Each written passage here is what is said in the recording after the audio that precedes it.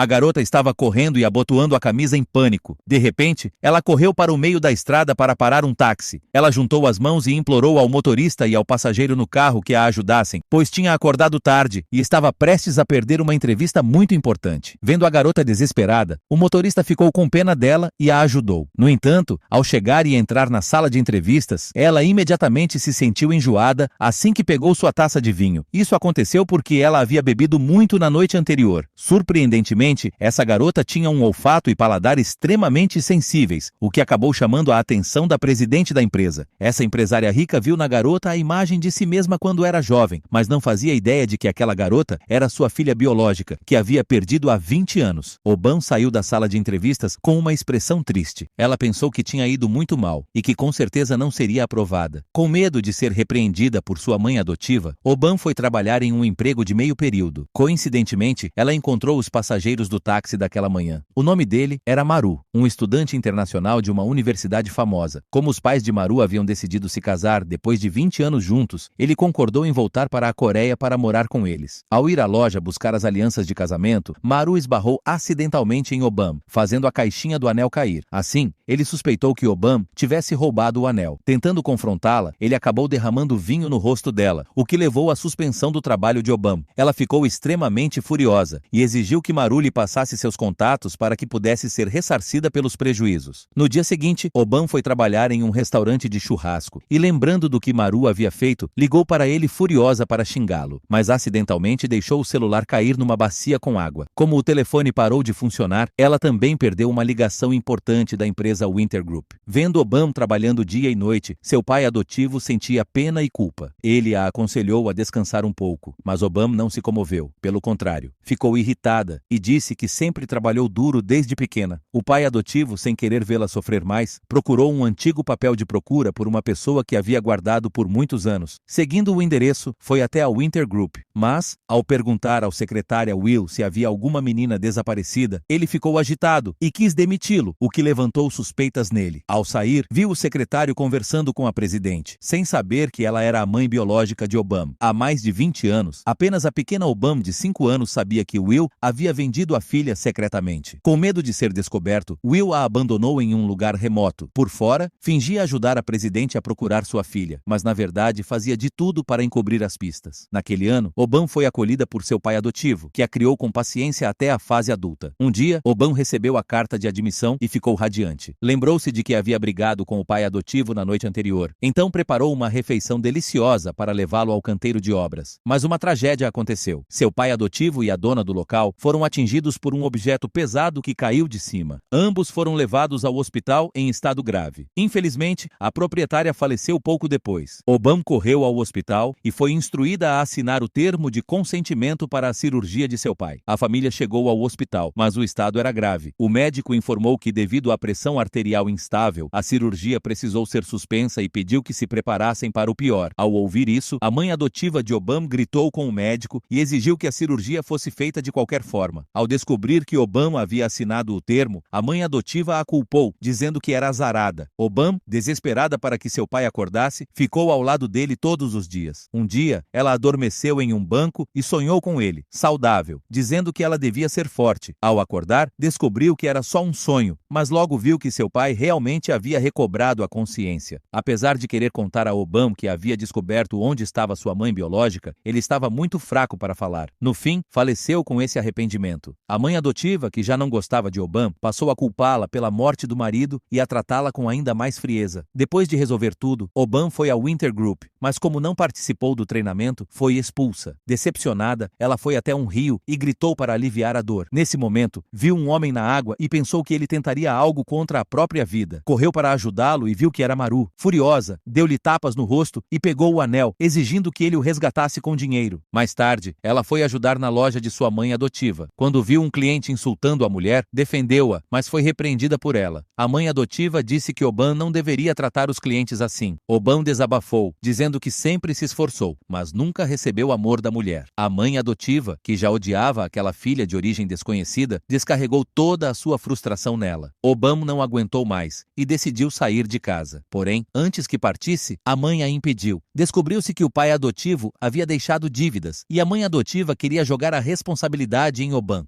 De repente passou a tratá-la bem, trazendo suco, roupas e sapatos novos. E Obam, ingênua, acreditou que sua mãe havia mudado, sem perceber que estava sendo usada. Enquanto isso, a presidente da empresa ainda era enganada por Will, achando que ele estava ajudando a encontrar sua filha. Ela até permitiu que Bill namorasse sua filha mais velha. A presidente havia focado tanto na filha mais nova perdida que ignorou os sentimentos da primogênita. Ao descobrir que a irmã teria mais ações na empresa que ela, Sônia confrontou a mãe, dizendo que se dedicava à empresa e não era amada. Estava revoltada. A presidente, querendo que a filha mais nova vivesse feliz, se recusava a se divorciar, mesmo sabendo que o marido tinha outra família. Coincidentemente, a nova namorada do marido era a mãe de Maru, a mesma que morreu no acidente junto com o pai adotivo de Obam. Para sustentar a família, Maru, que nunca trabalhou antes, foi para o canteiro de obras. Por coincidência, Obam também estava lá para entregar comida. Maru, muito cansado, começou a desmaiar e caiu sobre Obam. Com isso, acabaram tendo contato íntimo. Como ela havia perdido o anel de Maru, convidou a família dele para se hospedar na pensão da sua mãe adotiva. Obam não sabia que o padrasto de Maru era seu verdadeiro pai. Do outro lado, a presidente estava sentada no quarto da filha mais nova, triste, esperando sua volta para dar o amor que sempre faltou. Enquanto isso, o padrasto de Maru, achando que precisava ajudar mais, decidiu trabalhar na pensão de Obam. Ela sentia que ele lhe era familiar. Ele também achava que Obam se parecia muito com sua filha perdida, que teria a mesma idade dela. No dia seguinte, Obam e Maru foram ao Winter Group para um trabalho de limpeza. No elevador, Obam deixou o celular cair. A presidente, que também estava no elevador, viu o celular e Will rapidamente se ofereceu para encontrar a dona. Enquanto isso, Sônia trabalhava até tarde. O namorado a levou para um momento a dois, mas ela acabou misturando amostras de vinho e bebidas. Quando Obam foi limpar o escritório de Sônia, jogou fora sem querer a amostra de vinho no lixo. Sônia pediu que o namorado voltasse para buscar, mas Obam disse que já havia jogado fora. Os dois se enfiaram no lixo para procurar. Após uma noite inteira, finalmente encontraram a amostra de vinho. Esse incidente também serviu para que os dois se conhecessem melhor. Na manhã seguinte, Obam e Maru terminaram o trabalho e voltaram para casa. A mãe adotiva de Obam entendeu tudo errado e achou que os dois haviam passado a noite juntos. Então, ela deu um forte tapa em Maru. Quando Obam tentou se explicar, levou outro tapa da mãe. Ambos se sentiram extremamente injustiçados. Só quando Obam entregou o pagamento do seu turno noturno é que a raiva da mãe adotiva diminuiu. Ao voltar para seu quarto, Obam descobriu que o celular em seu bolso havia desaparecido. Do outro lado, Bial recebeu uma ligação de seu pai. Quando viu o papel de parede do celular, percebeu que o telefone pertencia a Obam. Ele queria agradecer por ela ter ajudado a encontrar a garrafa de amostra de vinho. Então prometeu ajudá-la a conseguir um emprego na Winter Group. No entanto, como Obam não tinha muita experiência, foi designada apenas para tarefas básicas. Quando um cliente criou problemas para ela, só pôde se ajoelhar e pedir desculpas. Naquele dia, a presidente entrou no prédio e viu um ramo de flores caído no chão. Ao se abaixar para pegá-lo, uma coroa de flores caiu sobre ela. Obam correu rapidamente para protegê-la. A presidente ficou grata e ajudou Obam a se levantar. Nunca imaginaria que aquela jovem era justamente a filha que procurava há tantos anos. A presidente viu em Obam o reflexo de si mesma quando jovem. Por isso passou a se disfarçar como funcionária para se aproximar dela. Sônia viu as duas conversando felizes e sentiu ciúmes, pois sua mãe nunca a tratou com tanta ternura. A presidente inicialmente não queria tornar pública a busca por sua filha mais nova, mas após insistência do marido, decidiu publicar um aviso de desaparecimento. Ao mesmo tempo, levou Maru e a irmã dele para morar em sua mansão. Sônia, por sua vez, não queria que Obam continuasse perto da presidente. Pediu que Obam deixasse o emprego imediatamente e até prometeu uma grande quantia em dinheiro. Mas essa conversa foi ouvida pela própria presidente, que ficou furiosa com a atitude da filha e a repreendeu severamente. Com raiva, Sônia foi contar tudo ao Bial, mas ele também ficou extremamente decepcionado com ela. No dia seguinte, Bial procurou Obam e disse que queria criar um vinho especial para a loja. Levou-a até um mestre vinicultor. Porém, o homem tinha uma personalidade difícil e recusou o convite mesmo após muita insistência. Obam, determinada, não desistiu. Com seu esforço e perseverança, conseguiu convencê-lo. Ele concordou em fazer o vinho e nomeou Obam